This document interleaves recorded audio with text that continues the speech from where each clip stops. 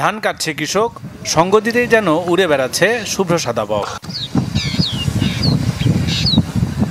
বকের সাথে কৃষকের এই মিতালি চোখে পড়ে নাটোরের বিভিন্ন বিলে আর ধান ফসলের মাঠে। চাষিরা ধান কাটার সময় নিশ্চিন্তে খাবার সংগ্রহে ব্যস্ত বকের দল। সকাল থেকে বিকাল পর্যন্ত মাঠে বক দেখা গেলেও সন্ধ্যায় নিরে ফেরে। কৃষকরা বলছেন, বিভিন্ন সময় ক্ষেতের পোকামাকড় খেয়ে তাদের উপকার করে এই পাখি।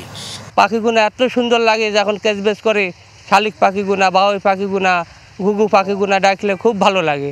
আগে এত পাখি ছিল না, কিন্তু এখন বর্তমানে পাখি মারা হয় না, এই কারণে পাখিটাও বেশি হয়েছে। এতে আমাদের জনগণের জন্য অনেক সুযোগ সুবিধা আমরা পাচ্ছি, যারা ধানের আবাদ বনাত করে। ক্ষতিকারক পোকাগুলো খেয়ে ফেলে এবং আপনি দেখবেন যে কৃষি বিভাগ থেকে মালচিং পদ্ধতিতে ধানের জমি বা অন্যান্য জমির মধ্যে খোঁচা পুঁতে দেয়, যেখানে পাখি বসে পোকা খায়। শুধু তাই নয়, এটা আপনার পরাগায়ন ঘটিয়ে দেয় পাখি। পাশাপাশি বক পাখি ভারসাম্য রক্ষা করছে প্রকৃতির, তাই পাখির শিকার বন্ধে এগিয়ে আসার আহ্বান পরিবেশবিদদের।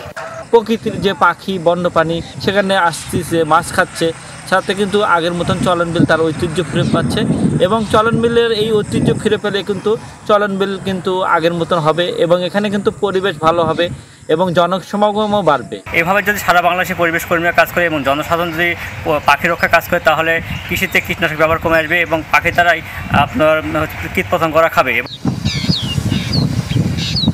প্রতি বছর গ্রীষ্মে ধান কাটার সময় সাদা বকের মেলা বসে নাটোরের বিভিন্ন বিল এলাকায়।